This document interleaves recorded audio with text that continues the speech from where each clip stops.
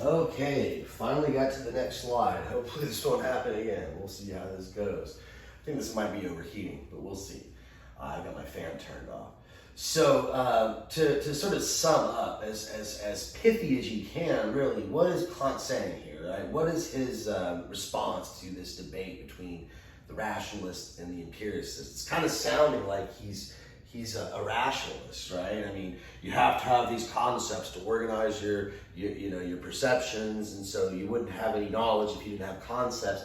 That sounds a little bit like Descartes, but he's saying that again, that the empiricists take it too far to one extreme with just relying on the senses alone, and the rationalists take it too far to the other extreme, relying on the mind and concepts alone. Okay, so this is one of his most famous quotes. There's various translations of it, but this one's kind of short to the point. He says, "Concepts without percepts are empty." That's a jab against the rationalists. But percepts without concepts are blind, right? So that's a jab against the empiricists, right? So let's break this quote down, right? What does he mean? Concepts without percepts are empty. Well, this is like what the rationalists try to do, right? They try to take, if we go back to that slide with the little kitty cat, right?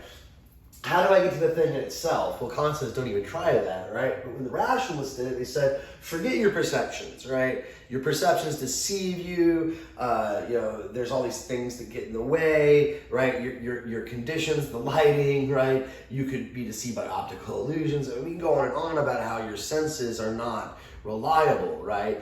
But your mind, if you know something and you're certain about it, it's mathematical, right? So what you do for Descartes, for example, is you take the things like shape and things that can be quantified and can be measured and can be put into mathematical formulas, and you try to understand them with your mind. And that's how you get to truth. That's how you get the thing in itself, right? That's how you bridge the gap, okay? Now remember, Kant and the empiricist says you're never going to bridge the gap, right? You're going to be stuck in your mind. And if you try to just go with concepts, right, and do like Descartes does and extract everything out of experience, nothing perceptual. I mean, Leibniz took it so far. He said if you can visualize it or picture it in your head, it's not abstract enough, right? If you're thinking about a circle and you're picturing a circle, that's not true to the thing itself, the essence. Just think about circularity itself, right? And there were empiricists like Berkeley who said that doesn't even make sense. Like every thought has some content, right? Every thought, even if you're just thinking of circularity, you're thinking of words to describe it or something. Thoughts always have content, right? So what Kant is saying is, look, concepts without percepts are empty, right? If you have just a mind, imagine it this way, this might be a good way to think about it. If you're just a mind with no perceptions, what would you be experiencing? Right? You have none of the five senses, right? You've got no touch, taste, smell, sight, hearing, none of it's there, right? All you are is a mind. That's it. And you've never had any senses ever in your entire existence. What would you be thinking of? Right? Kant thinks there'd be nothing there. There'd be a husk of a husk of a husk, right? So when people like Plato talk about the beautiful itself, we covered this earlier in the semester, right? In the symposium, when Plato talks about the beautiful, right? We get to that sort of crescendo at the end of the symposium. This is just an empty word, right? The beautiful itself, it's not beautiful like this or that. It's independent of all other things. It's not in anything physical, doesn't take up space. Well, what is it? There's nothing there, says Kant, right? If you have concepts, just concepts without any perceptual content, no phenomenal, he was saying phenomenal content, there's nothing to speak of. On the other hand, Descartes and Leibniz have a point. If you don't have conception, right? If you don't have categories, right? As he would put it, right? The categories of experience, right? This table of categories. Then this is blindness, right? If you didn't have a notion of duration, for instance, every moment would be new. Every second, there'd be no connection between one moment and the other, says Kant, and it would be absolutely confusing. There'd be no experience to speak of at all, right? So it's obvious that out of all these sort of infinite amount of sensory inputs that we get, right, at every moment of time. We reduce them down to some manageable, conceptual experience. I mean, for lack of a better word, right? Otherwise, experience itself would just be a bunch of random moments with no connection, right? And we'd have no understanding whatsoever, right? So again, the rationalists are way too far to the other extreme. They're too abstract, right? Concepts alone won't get you experience. You have to have perceptions. You have to have inputs, right? On the other hand, if all you have are the inputs, all you have are the perceptions, and you have no mind, right? It's like the phone that's recording this lecture, right? Or this computer, right? They're able to receive perceptual data, but they have no understanding of it. They can record it and play it back, but they have no understanding of it, right? As far as I know, right? Maybe, I don't know. Maybe Jeff Bezos is watching in there somewhere, right? So how does this have anything to do with art, right? For Kant, this is interesting, right? Unlike Plato, right? Remember we saw that Plato thought that art was really bad for the philosopher, and really for people in general, right? Art you got to sort of like approach art with sort of an arm's length, right? Art could do all these horrible things. It appeals to the emotional,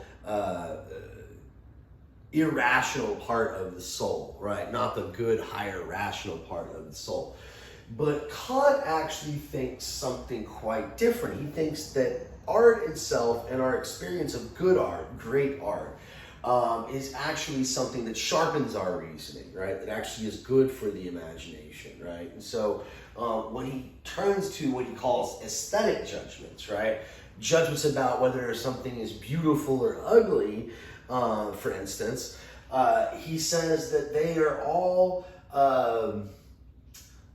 they're the same kind of judgment, but they don't quite fit the usual sort of categorization of other judgments, right?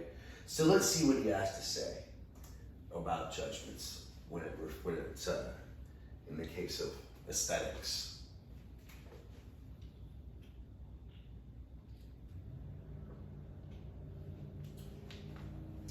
So any judgment of taste, right? Now this is more general than an aesthetic, right?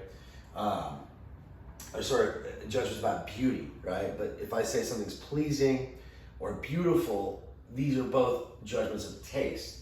Either way, these are what Kant calls aesthetical, okay? So there's a quote here. It's on page 280, 281 of the textbook. In order to distinguish whether anything is beautiful or not, we refer to the representation, right? So again, for Kant, representation, right? That's my experience of it, right? That's how I'm experiencing the thing. Okay. So in order to distinguish whether anything is beautiful or not, we refer to the representation. Not by the understanding to the object for cognition, but by the imagination, to the subject and its feeling of pleasure and pain. The judgment of taste is therefore not a judgment of cognition, right? It's not something that we conceptualize. We don't use the categories, right? It's not something that we have to conceptualize, Kant is saying there. It's not a judgment of cognition. It's not logical, but aesthetical, by which we understand that those whose determining ground can be no other than subjective, right? It's my subjective judgment. It's immediate, right? Every reference of representations, even that of sensations, may be objective, save only to the reference to the feeling of pleasure and pain, by which nothing in the object is signified, but through which there is a feeling in the subject as it is affected by the representation, right? So what is he saying here? Every representation, even as it may be objective, right? So for instance, I can say that my relation to this bottle of water, I can state it in a mathematical formula, right? I can say, okay, well, I'm precisely 3 feet away from this bottle of water, not quite, right? Now, that is something that is objective in the sense that there's an object out there for a subject that's me, and it is something that can actually be, that would actually be true if you were standing in the same position that I am, right? Under the same conditions, and you were standing in the same bottle of water, it would also be approximately 3 feet away from you, right? But as far as how it affects me, right, because I'm thirsty right now, or I'm not thirsty, or whatever, that is something that is absolutely subjective, right? That is dependent upon me, right? The feeling of the subject. Okay, so to apprehend, this is getting to the art finally, to apprehend a regular purposive building by means of one cognitive faculty, right? To see a building and know that it's a building is something quite different from being conscious of this representation as connected with the sensation of satisfaction. Right? That's an aesthetical one. Does it satisfy me? Do I like the way it looks? Does it please me? Here the representation is altogether referred to the subject and its feeling of life under the name of the feeling of pleasure and pain. This establishes a quite separate faculty of distinction and of judgment, adding nothing to cognition, but only comparing the given representation in the subject with the whole faculty of representations of which the mind is conscious of in the feeling of its state. Okay, so let's back up a bit on this, right? So again, to repeat, right? To see that a building is a building by using your cognitive faculty is different than seeing it as connected with your satisfaction, right? Those are two different faculties, right? So here, the representation is referred to the subject and his feeling of life, right? That's the satisfaction. And that establishes a separate faculty of distinction and of judgment. It adds nothing to cognition. So that doesn't tell me anything about the concept of the building, right? As a building, right? I'm going to know that it's a building whether or not it pleases me, it satisfies me, right? But only comparing the given representation of the subject with the whole faculty of representation. So I have to look at that building and compare it to my state, right? How does it affect me as a whole, right? And that is something that I don't even really have to reflect on, honestly, right? For Kant, that is something that is absolutely immediate. And again, doesn't require this intermediate of the concepts, the categories to conceptualize. The judgment of taste is disinterested. This is something that we're going to have to elaborate on in the next few slides, right? But here's the first quote. The satisfaction which we combine with the representation of the existence of an object is called interest. Such satisfaction always has reference to the faculty of desire, either as its determining ground or as necessarily connected with its determining ground.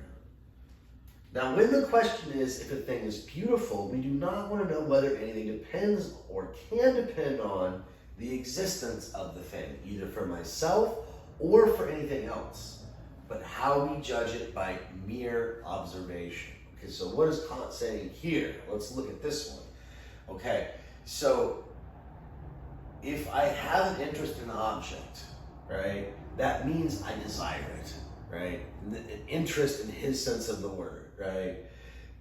Either as its determining ground or as necessarily connected with its determining ground, right? So either I desire the darn thing itself, right? Or I desire it for something else, right? It's the determining ground of my desire or it's connected with the determining ground of my desire, right?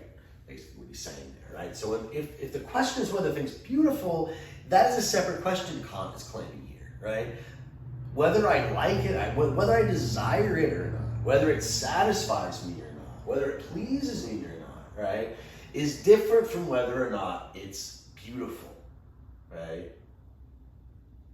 So you don't want to know whether anything depends on or can depend on the existence of the thing, either for myself or for anything else, right? It's not a matter of is it good for this or good for that, is it good for me?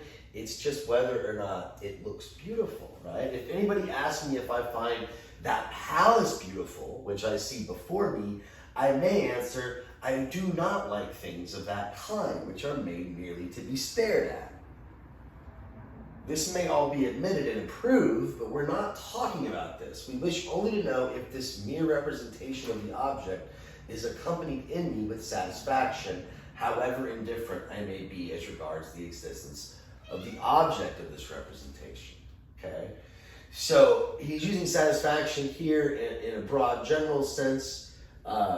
He's getting a little more technical here, and we're going to talk about whether something pleases or satisfies. But let me break this down, right? So if somebody asks me whether I like the palace, and I make a kind of like an ethical judgment, I left a lot out here because it's kind of a long passage, right? He elaborates a little bit of what he means, right? I don't like things that are just made to be stared at, right? So, I might disapprove of the palace because I feel like it's immoral that the prince or the king or whoever designed it or decided to build it the way it was built, did all they did and spent all this money on it instead of feeding their poor and maybe doing other things that are benevolent, right? That's a question of ethics. That's a question of concern, right? And that's fine, Kant says, right? But that's not what we're talking about here. When we're talking about whether the palace is beautiful, it can't be tied to any of my needs, desires, or even my sort of ethical or practical concerns, right? We wish only to know if this representation is accompanied with satisfaction in a sort of ethical sense, or aesthetic sense. However different I mean, right? I might think, oh, geez, that's just for snobs, right? Yeah, but is it well executed, right? Oh, geez, we're getting